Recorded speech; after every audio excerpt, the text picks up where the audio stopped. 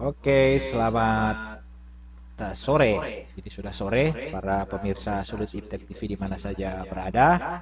Jadi topik kita pada eh, siang menjelang sore. Jadi sambil minum kopi ini kita bicara masalah pendangkalan Danau Tondano.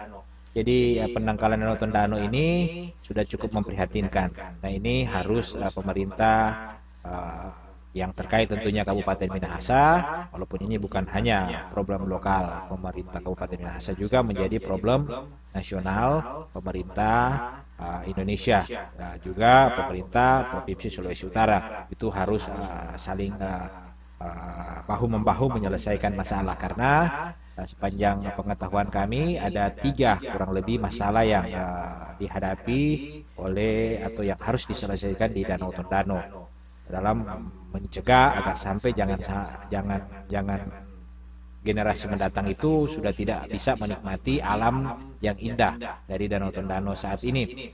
Kita lihat masalah yang paling krusial saat ini yaitu masalah masalah eceng gondok. Itu satu masalah yang sudah cukup serius. Pemerintah kabupaten sudah dengan sekuat tenaga berupaya menyelesaikan, walaupun ya kita lihat sudah sebagian sudah kelihatan hasilnya, tapi masih belum optimal. Masih kita lihat masih ada juga eceng gondok di sana.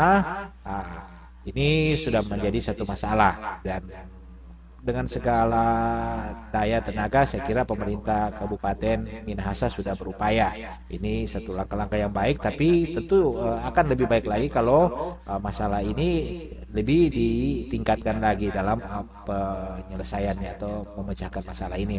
Itu satu.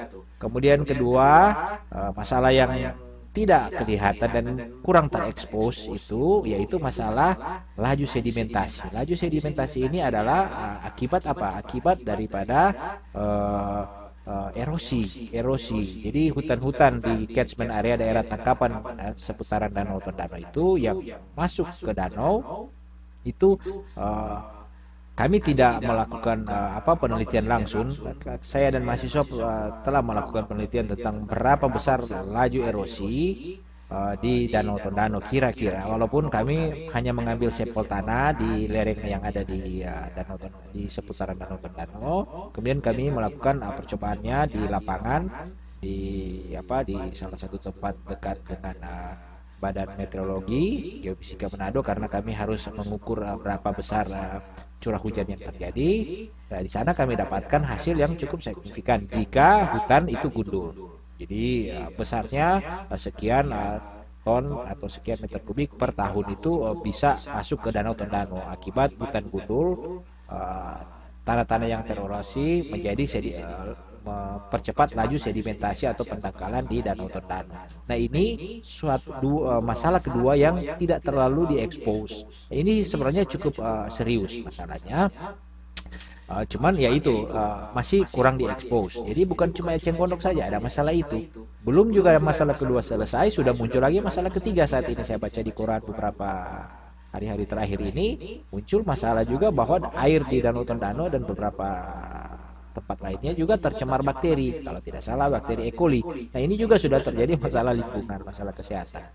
Nah jadi bagaimana masyarakat dan pemerintah Indonesia harus khususnya Sulawesi Utara dan Kabupaten Minahasa harus bahu-membahu untuk supaya coba menyelesaikan masalah yang ada ini. Jadi tiga masalah ini menurut kami harus diselesaikan secara komprehensif.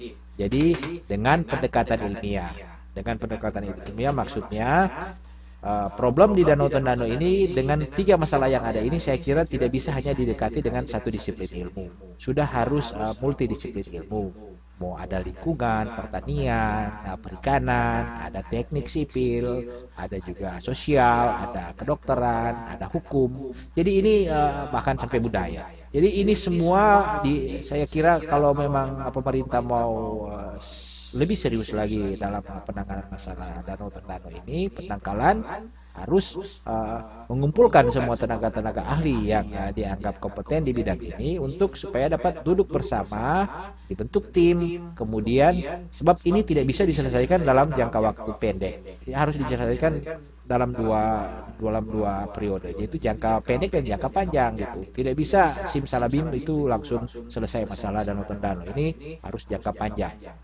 Karena harus lewat penelitian dan kajian yang mendalam dan benar-benar semuanya terlibat hanya untuk itu. Jangan ada unsur-unsur lain dan memang murni untuk menyelesaikan pendangkalan Danau Tondano secara ilmiah, bukan hanya pendekatan politis semata. Ini yang harus dipahami. Jadi 3 masalah ini yang harus diingat dan diawasi terus dilihat perkembangannya. Sampai sekarang kita tidak ada kontrol.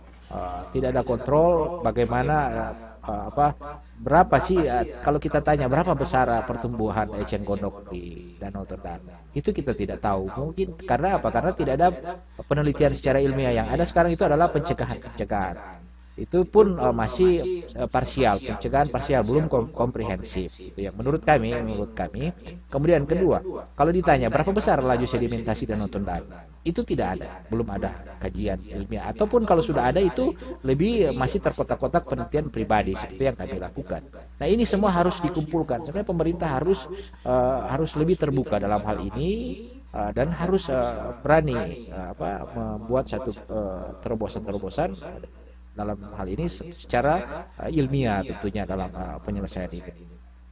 Begitu juga bakteri E. coli. Mungkin bakteri E. coli sudah diadakan pengukuran barusan karena sudah muncul di surat kabar.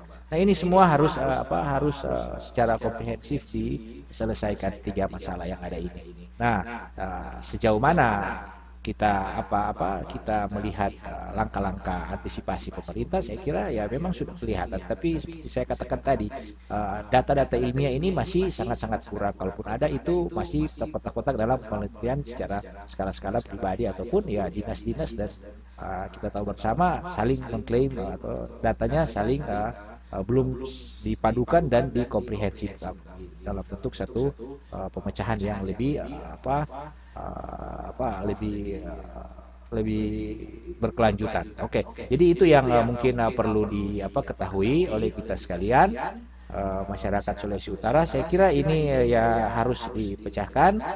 Silakan kalau ada yang ingin berinteraktif langsung, kami menunggu di Skype dengan username kami sulutiptek.com. Dan ataupun di Facebook kami Sulut Iptek. Kami sedang online ini, sedang buka. Kalau ada silakan chatting, menyampaikan masukannya, nanti kami akan bacakan dari siapa, usul dari siapa. Dan ini nanti juga video ini menjadi video yang direkord. Jadi ini video recordingnya bisa digunakan anytime, kita bisa membukanya. Oke. Kami menunggu sedikit, kelihatannya belum ada yang masuk di Skype, belum ada yang standby. Nanti kita akan muncul atau kita akan diskusi lagi di diskusi-diskusi lain dengan topik yang tidak kalah menarik.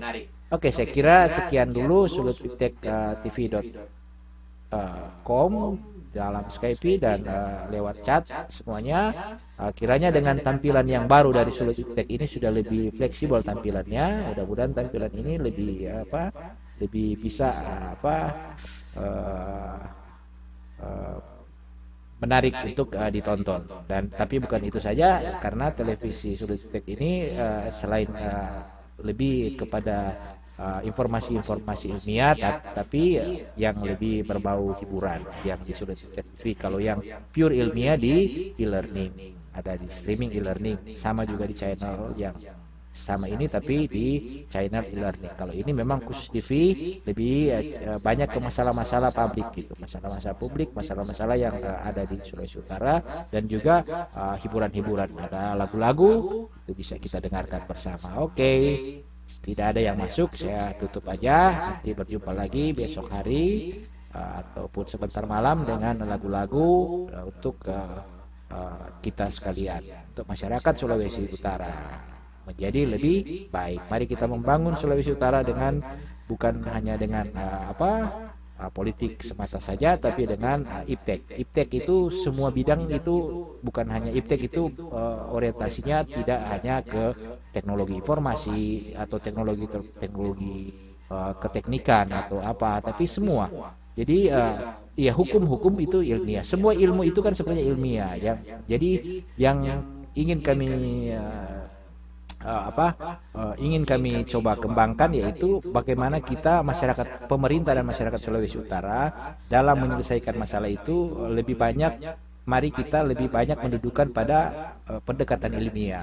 Jadi bukan hanya pendekatan politis. Kita tahu kalau pendekatan politis, apalagi yang politis praktis, yang aventurir, ya politik kepentingan, terkadang dikalahkan. Yang harusnya ilmiahnya begini mengatakan, itu dikalahkan oleh karena kepentingan politik, atau ya apalagi itu sudah dimasuki oleh kepentingan kelompok partai dan lain sebagainya. Ya itu menjadi tujuan atau misi kami lewat Sulut Iptek, surat kabar sulutiptek.com itu.